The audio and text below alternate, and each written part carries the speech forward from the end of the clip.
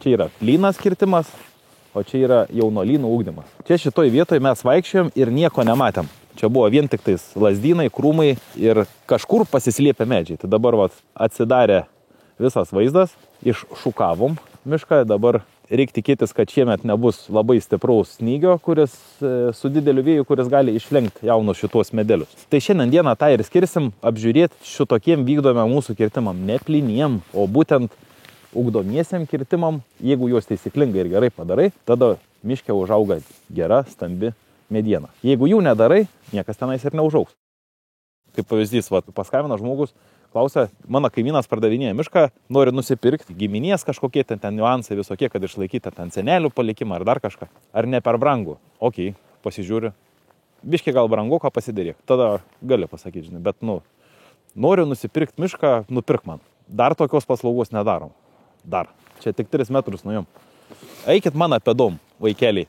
Dabar eisim į tą vietą, kur čia vien lazdynai buvo. Lazdynai. Kokio dydžio turi technika čia atvažiuoti, kad visą tai pajėgtų, visas šitas šaknis išarti? Šaknų nieks nears. Čia šita miškė nieks nieko nefrezuos. Čia jis yra jaunolynas. Čia jau, čia šitie 12 metų berželiai, medeliai, jie augs iki 60 metų. Čia mes vasarą stovėjom ir nieko nematėm, dėl to, kad čia lazdyno krūmas augo. Čia visur buvo lazdynai ir čia nieko nesimatė. Dabar mes viską išvalėm, šita miškė atsirado šviesos, kaip aš sakau, iššukavom, išplovėm galvą, nes tie lazdynai irgi pasiėmė žemės energijos. Tie lazdynai vis tiek ataugs, jų bus daugiau po 3-5 metų, dėl to, kad jie kuo daugiau nukerti, tuo jis labiau kerojas. Bet jau kol jie užaugs, šitie beržai, drebulės ir elksniai, jie dar labiau pastyps, tada jie nukonkuruos tuos lazdynus.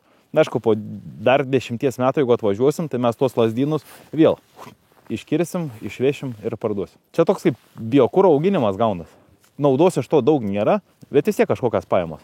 Pačia biokuro padarimas, iškirtimas, ištraukimas iš miško jis kainuoja nemažus pinigus, lyginant su to, kiek jis kainuoja.